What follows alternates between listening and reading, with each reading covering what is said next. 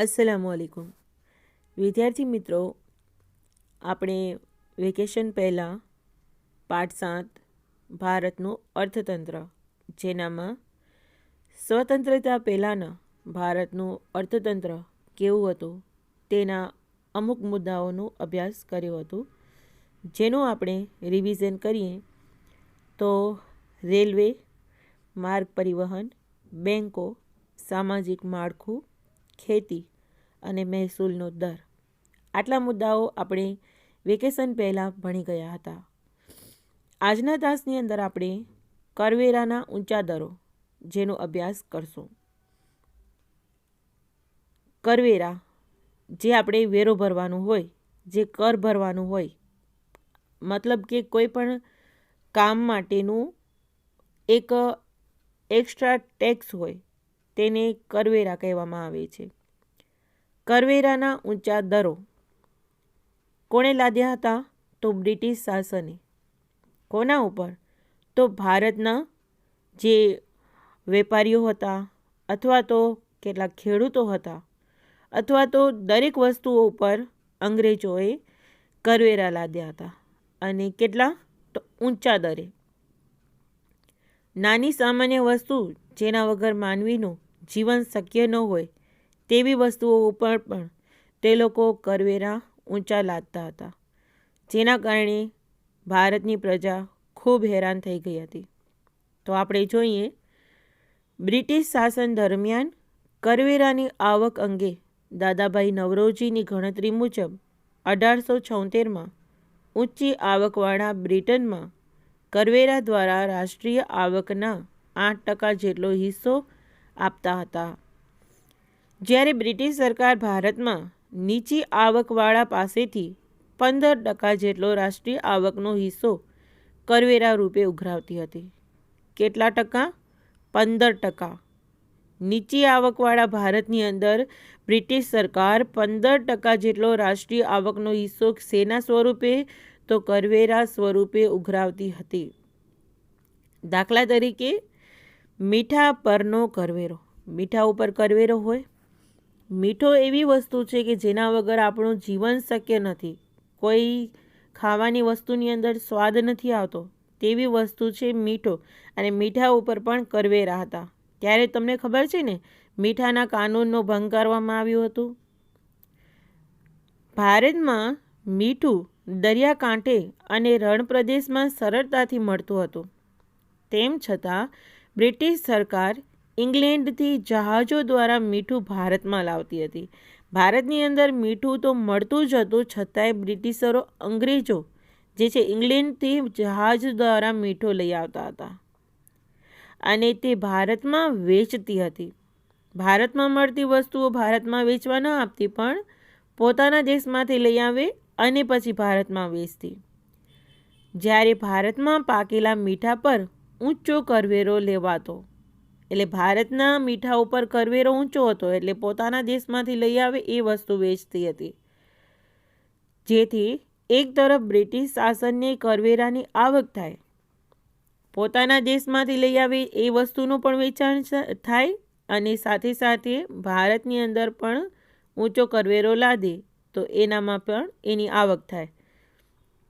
અને બીજી તરફ ભારતીય મીઠું મોંઘું હોવાથી તે ઓછું વેચાય તો બ્રિટનને તેનો લાભ થાય. કેમ કે આપણે કોઈ પણ વ્યક્તિ છે, વસ્તુ મોંઘી હશે તો નહીં ખરીદીએ, પછી આપણા ભારત દેશની જ કાં ન હોય? નોર્મલ વસ્તુ છે ને. આપણી પાસે એટલા પૈસા વધારાના નથી હોતા કે આપણે આપણા દેશને સપોર્ટ કરવા માટે, નોર્મલ વસ્તુ છે કે આપણા દેશને સપોર્ટ કરવા આપણે વધુ રૂપિયા ખર્ચીએ. એટલે આપણે સસ્તી હશે તે જ લેશું.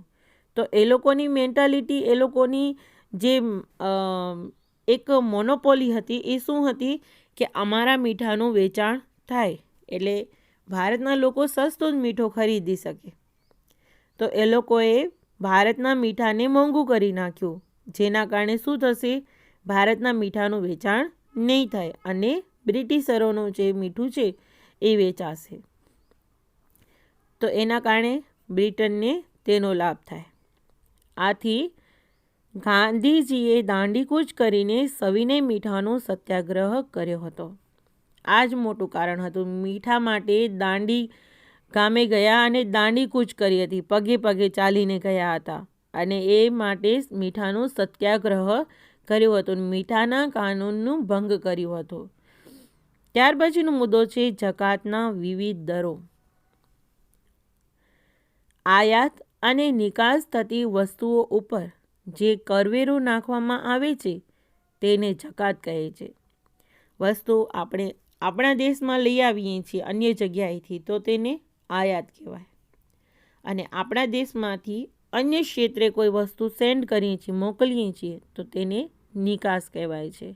તો એના ઉપર શું લાદવામાં આવતો હતો? તો કરવેરો, અને આ કરવેરાને જકાત કહેવાય છે. ઈસ્ટ ઇન્ડિયા કંપનીએ મુઘલ બાદશાહ પાસેથી 1716માં સનદ એટલે કે પરવાનગી, સનદ એટલે શું? તો પરવાનગી. આ સામાન્ય શબ્દ તમને દરેક જગ્યાએ સાંભળવા મળતું હશે કે સનદ એટલે કે અત્યારે કોઈ પણ વકીલ હોય છે ને તો એ લો માટેનું કોર્સ કરે છે 3 વર્ષનું, LLB કહેવાય છે. જ્યાર સુધી એને સનદ ન મળે ત્યાર સુધી તે પોતાના કેસ લડી નથી શકતો. તો એ સનદ એટલે કે એને પરવાનગી મળે છે. તો પરવાનગી મેળવીને તે પ્રદેશ પૂરતી જકાતોમાં માફી મેળવી હતી. કોણે? તો મુઘલ બાદશાહ પાસેથી ઈસ્ટ ઇન્ડિયા કંપનીએ શું કર્યું હતું? તો પરવાનગી મેળવી હતી. તેનાથી વિરુદ્ધ ભારતીય વેપારીઓને વિવિધ પ્રદેશની જકાત ભરવી પડતી હતી. દાખલા તરીકે ભારતના સુતરાઉ કાપડની નિકાસ ઉપર 15% જકાત અને બ્રિટનથી આવતા સુતરાઉ કાપડ પર માત્ર 2.5% જકાત નાખવામાં આવતી હતી. વિચાર કરો, ભારતની વસ્તુ ઉપર 15% જકાત અને બ્રિટનથી આવતી વસ્તુ ઉપર 2.5%. એટલે જકાત જેટલી વધુ એટલી વસ્તુ આપણને મોંઘી મળે છે. આ ભેદભાવભરી જકાત નીતિએ ભારતના સુતરાઉ કાપડના ઉદ્યોગને બરબાદ કર્યો હતો. આમ આવી નીતિથી સમગ્ર ભારતીય ઉદ્યોગોની પડતી થઈ હતી. કેમ કે ભારતની વસ્તુ મોંઘી હશે તો ભારતના જે સુતરાઉ કાપડ છે એનો વેપાર નહીં થાય, અને વેપાર નહીં થાય તો ઉદ્યોગોની અંદર જે પણ વસ્તુ બને છે એ વેચાશે નહીં, અને એના કારણે ઉદ્યોગોનો જે કાપડનો ઉદ્યોગ છે એનો બરબાદ થવાનો ટાઈમ આવી ગયો હતો અને બરબાદ થઈ ગયો હતો, જેના કારણે ભારતની અંદર હવે ગરીબી શરૂ થઈ ગઈ હતી. ત્યાર પછી છે ઉદ્યોગ નીતિ. ઉદ્યોગ માટેના નિયમો. નીતિ એટલે નિયમો. બ્રિટનમાં ઈસવીસન 1750થી 1830ના સમયગાળા દરમિયાન ઔદ્યોગિક ક્રાંતિ થઈ. તે સમયગાળા દરમિયાન બ્રિટિશ ઈસ્ટ ઇન્ડિયા કંપનીએ ભારતમાં સત્તા સ્થાપિત કરવાની શરૂઆત કરી દીધી હતી. જ્યારે ઈસવીસન 1858 સુધીમાં દેશનો ઘણો ભાગ અંગ્રેજોના શાસન હેઠળ આવી ગયો હતો, જેથી બ્રિટિશ શાસન હેઠળના ભારતીય વિસ્તારોમાં બ્રિટિશ સરકારે બ્રિટનની ઉત્પાદિત વસ્તુઓ વધુને વધુ વેચાય તેવી નીતિ અપનાવી હતી, જેથી ભારતીય ઉદ્યોગ સાહસિક એટલે ઉદ્યોગ ચલાવવા માટે સાહસ રાખે, પોતે કેટલાક બધા સાહસ લેવાના એટલે કે રિસ્ક લેવાના હોય તે રિસ્ક લે, તો સાહસિકો નિરુત્સાહી બન્યા. હવે એ લોકોને ઉત્સાહ ન રહ્યું, કેમ કે બ્રિટિશ શાસને પોતાની વસ્તુઓ વેચવા માટે ઘણી બધી સસ્તી નીતિ અપનાવી અને ભારતના ઉદ્યોગો માટે અથવા ભારતના ઉદ્યોગ સાહસિકો માટે બધા નિયમો મોંઘા હતા, કરવેરા હોય કે અન્ય જે પણ કોઈ વસ્તુ હોય. તો ઉદ્યોગ સાહસિકો નિરુત્સાહી બન્યા અને વિકાસના માર્ગે આગળ વધવાને બદલે પડતી થઈ. જેથી ભારતીય ઉદ્યોગો પડી ભાંગ્યા. ઉદ્યોગોનો વિકાસ ન થઈ શક્યો અને તેના કારણે શ્રમિકોની બેકારી વધી. કેમ કે હવે સાહસિકો ઉત્સાહ નહીં રાખે તો ઉદ્યોગની અંદર કામ કરવા માટે શ્રમિક કેવી રીતે આવશે? ઉદ્યોગમાં ઉત્પાદન નહીં થાય તો પછી શ્રમિકો કોની પાસે કામ કરશે? એટલે શ્રમિકો બેકાર બન્યા, એટલે બેકારી વધી, જે તેમને ફરી ખેતી તરફ વાળવામાં કારણભૂત બની. ઉદ્યોગમાં કામ નથી મળતું તો હવે ક્યાં જશે તે લોકો? ખેતી તરફ. જેથી શ્રમિકોનું ખેતી ઉપર પણ ભારણ વધ્યું. હવે દરેક શ્રમિકો ક્યાં જશે? ખેતી માટે, ખેતી કરવા, ખેતીમાં શ્રમ કરવા માટે. તો ખેતી ઉપર ભારણ વધે છે કેમ કે હવે ખેતી ઓછી અને ખેડૂતો અથવા ખેતીનું કામ કરવા માટેના શ્રમિકોની સંખ્યા વધુ છે. ત્યારબાદનો મુદ્દો છે આર્થિક શોષણ. આર્થિક રીતે શોષણ કરવામાં આવતું હતું. બ્રિટિશ અર્થતંત્રને સુદૃઢ કરવાના આશયથી ઈસ્ટ ઇન્ડિયા કંપની અને બ્રિટિશ સરકારે એવા પ્રકારની વ્યૂહરચનાઓ અપનાવી કે જેના દ્વારા માત્ર બ્રિટિશ અર્થતંત્રને લાભ થાય. વિચાર કરો, બ્રિટિશ અર્થતંત્રને સુદૃઢ કરવાના આશયથી, મજબૂત કરવાના, અથવા તો તેનું જે પણ કંપની છે એને ભારતની અંદર સ્થાપિત કરવાના આશયથી ઈસ્ટ ઇન્ડિયા કંપની અને બ્રિટિશ સરકારે એવા પ્રકારની વ્યૂહરચના અપનાવી કે જેના દ્વારા માત્ર બ્રિટિશ અર્થતંત્રને જ લાભ થાય, ભારતને લાભ થવાનું એવું એ લોકોનો આશય ન હતું, ઈચ્છા ન હતી, માત્ર પોતાના દેશના લાભની ઈચ્છા હતી. અહીંયા ચોખ્ખું કીધું છે બ્રિટિશ અર્થતંત્રને લાભ થાય. તેઓએ ખાસ કરીને એવી વેપાર નીતિઓ અપનાવી જેના દ્વારા ભારતીય સાધનોનો મહત્તમ ઉપયોગ કરી, ભારતના સાધનોનો ફૂલમ-ફૂલ ઉપયોગ કરી બ્રિટનના ઉદ્યોગનો વિકાસ થાય. શોષણ કોનું થાય? ભારતનું. ભારતના સાધનોનો ફૂલમ-ફૂલ ઉપયોગ થાય, મહત્તમ એટલે કે વધુમાં વધુ ઉપયોગ થાય. અને વિકાસ કોનો થાય? તો બ્રિટિશ ઉદ્યોગનો. આ ઉપરાંત તેમની ખેત નીતિ અને ઔદ્યોગિક નીતિઓ પણ બ્રિટનના વિકાસને પ્રોત્સાહક રૂપ હતી. એ લોકોએ જે ખેત નીતિ અને ઉદ્યોગ નીતિ અપનાવી હતી એમાં પણ એ લોકોનો ઉદ્દેશ્ય શું હતું? બ્રિટનના વિકાસનો, કે બ્રિટનનો વિકાસ કેમ થાય. જેમ કે ભારતના ભોગે બ્રિટિશ ઉદ્યોગોને જરૂરી કાચો માલ મળી રહે એ હેતુથી ભારતીય ખેતીનું વેપારીકરણ કરવામાં આવ્યું. બ્રિટિશ ઉદ્યોગોને જરૂરી કાચો માલ મળી રહે. કાચો માલ કોને મળે? તો બ્રિટિશ ઉદ્યોગોને. અને એના માટે શોષણ કોનું થયું? ભારતની ખેતીનું. તો ભારતીય ખેતીનું વેપારીકરણ કરવામાં આવ્યું જેથી બ્રિટિશ અર્થતંત્રને અનુકૂળ વસ્તુઓ અને સેવાઓ મળી રહે. વિચાર કરો, ભારતના શોષણ દ્વારા બ્રિટિશનો વિકાસ કરવાનું કામ થયું અને એનામાં એ લોકોએ જે કાંઈ કરી શકે તેટલી બધી કામગીરી એ લોકોએ કરી ભારતનું શોષણ કરીને. હસ્તકલા અને કારીગરનું શોષણ.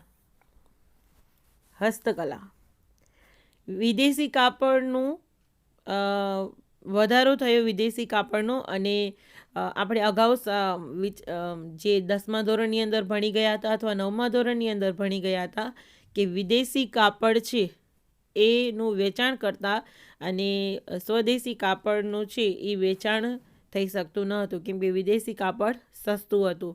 તો આ એ હસ્તકલા અને કારીગરીનું શોષણમાં આવે છે. હસ્તકલા એટલે કે વિદેશી કાપડ અને સ્વદેશી કાપડ જે બનાવવામાં આવતું હતું તે.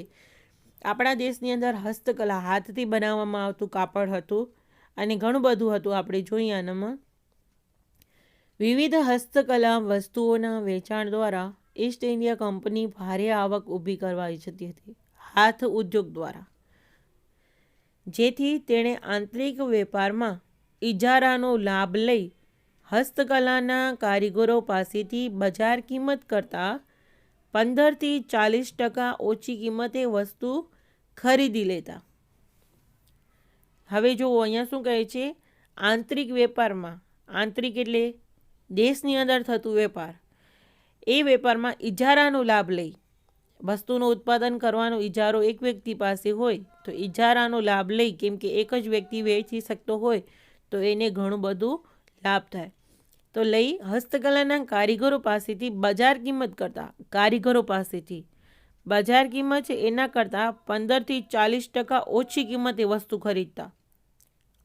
15થી 40% કિંમતે ઓછી વસ્તુ લેતા અને પછી શું કરતા, જો કારીગરો પોતાની વસ્તુઓ નીચા ભાવે આપવા આનાકાની કરતા તો તેઓ પર અંગ્રેજો દ્વારા શારીરિક જુલમ કરવામાં આવતો.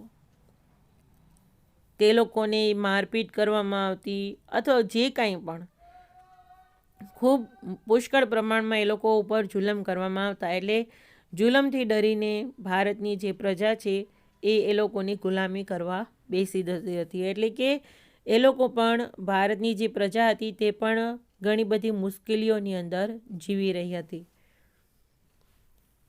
ત્યારબાદનો મુદ્દો આપણે જોઈએ તો 2 મુદ્દાઓ હજી બાકી છે. મૂડીરોકાણ પ્રવાહ. બ્રિટિશ શાસન દ્વારા ભારતની અને બ્રિટનની જે મૂડીનું રોકાણ કરવામાં આવ્યું તેની દિશા બ્રિટન તરફી અને ભારત વિરોધી રાખવામાં આવી. એટલે કે આ મૂડીરોકાણથી ભારત પર અંગ્રેજોનું સામ્રાજ્ય કાયમ રહે અને બ્રિટિશ અર્થતંત્રને તેનો સઘળો લાભ મળે તેવું પ્રયોજન કરવામાં આવ્યું. દાખલા તરીકે રસ્તા અને રેલવે પાછળ થયેલું જંગી મૂડીરોકાણ. આ મૂડીરોકાણ પાછળનો મુખ્ય હેતુ શું હતું, તો બ્રિટનમાં કાચા માલની આયાતને, ભારતમાં તૈયાર વસ્તુની નિકાસને અને લશ્કરી હેરફેરને અનુકૂળ રહે તેવા રસ્તા અને રેલવે રૂટ તૈયાર કરવાનો હતો. તદુપરાંત રેલવે માટેના ઉચ્ચ તજજ્ઞો અને અધિકારીઓની બ્રિટનથી ઊંચા દરે ભારતમાં લાવવામાં આવ્યા. બ્રિટિશ શાસન દ્વારા શિક્ષણ પાછળ મૂડીરોકાણ કરી બ્રિટિશ સરકારે અનુકૂળ એવા કારકુનો મળી રહે તેવું જ શિક્ષણ આપતું મૂડીરોકાણ ખર્ચ કરવામાં આવ્યું અને આ તમામ મૂડીરોકાણ ખર્ચને ઊંચા વ્યાજ દરે બ્રિટનમાંથી મૂડી લાવી ગોઠવવામાં આવ્યો અને તેનો સમગ્ર બોજો ભારતના માથે જ લાદવામાં આવ્યો હતો. મતલબ ભારતની અંદર જે પણ મૂડીરોકાણ કરતા હતા અંગ્રેજો, એનામાં સ્વાર્થ કોનું હતું, અંગ્રેજોનું, છતાંય શોષણ કોનું કરતા, ભારતનું કરતા હતા. ત્યારબાદ લાસ્ટ મુદ્દો આપણે જોઈએ તો વિવિધ ભરણાનો બોજો. ભરણા એટલે ખબર છે કે ભરવામાં આવતી રકમ. અલગ અલગ પ્રકારની વસ્તુ માટે અલગ અલગ ભરણો એટલે કે વેરા હોય કે જે તે હોય તે. ભારતે બ્રિટિશ હુકુમત વહીવટનો ચાર્જ પણ ચૂકવવો પડતો હતો, જે હોમ ચાર્જીસ એટલે કે ભરણા તરીકે ઓળખાતો હતો. ભારતની બ્રિટિશરોને આવી કેટલીક ચૂકવણીઓ કરવી પડતી હતી, જેમ કે બ્રિટિશ અધિકારીઓના પગારો તથા પેન્શન, ભથ્થાઓ, લશ્કરનો ખર્ચ, દેવા પર વ્યાજની ચૂકવણી વગેરેનો સમાવેશ થતો હતો. જેના આધારે બનતું બજેટ બ્રિટનમાં રજૂ થતું. ઈસવીસન 1924થી 25ના વર્ષોમાં, એટલે કે એક વર્ષની અંદર 19થી 25ના વર્ષની અંદર 300 લાખ પાઉન્ડ જેવી જંગી રકમ ચૂકવવી પડી હતી, જે ઈસવીસન 1945માં 1350 લાખ પાઉન્ડ થવા પામી હતી. આવી વિશિષ્ટ ચૂકવણીઓને આધારે ભારત ગરીબ અને ભારતના ભોગે બ્રિટન ધનવાન બની રહ્યું હતું. અંતે 15મી ઓગસ્ટ 1947ના રોજ જ્યારે ભારત છોડીને અંગ્રેજો ગયા ત્યારે ભારતના ખેતી, ઉદ્યોગ અને વેપાર વગેરેની ભારે કંગાળ સ્થિતિ થવા પામી હતી. લગભગ 150 વર્ષના ગાળામાં દેશની માથાદીઠ આવક ઘટવા પામી હતી અને ભારતીય અર્થતંત્ર જે ઇંગ્લેન્ડ કરતાં સમૃદ્ધ હતું તે બ્રિટિશ શાસનના શોષણને કારણે ઇંગ્લેન્ડની સરખામણીએ ખૂબ ગરીબ બન્યું હતું. ભારત ઇંગ્લેન્ડ કરતાં પણ ખૂબ સાહુકાર એટલે કે સમૃદ્ધ દેશ હતું. પણ આ અંગ્રેજો જ આવીને ભારતનું શોષણ કરી ગયા અને ભારતમાંથી જ વસ્તુ લઈ ગયા, છતાંય ભારતના કારણે તે લોકો સાવકાર થઈ ગયા અને એ લોકોના શાસનથી ભારત ગરીબ થઈ ગયું. એટલે ભારતની અંદર તે લોકોએ ઘણું બધું છે એ શોષણ કર્યું છે, ઘણું બધું પોતાની મનમરજી ચલાવી છે અને ભારતને ગરીબ બનાવ્યું છે.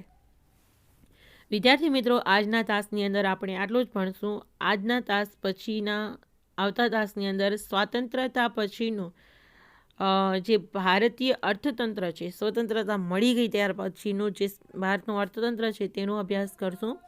આજના તાસની અંદર આપણે જેટલા મુદ્દાઓનો અભ્યાસ કર્યું છે તે તમારી નોટબુકની અંદર નોંધી લેશો અને વાંચન તેમજ તમારી નોટબુકનું હોમવર્ક છે એ પૂર્ણ કરતા રહેજો. શાળા ખૂબ ઓછા સમયમાં શરૂ થવાની છે. તમારું જે પણ લેસન છે, જે પણ તમારું હોમવર્ક છે એ શાળા ખુલતાની સાથે ચેક કરવામાં આવશે અને એના આધારે તમારા ઇન્ટરનલ માર્ક્સ આપવામાં આવશે. અસ્સલામુ અલૈકુમ.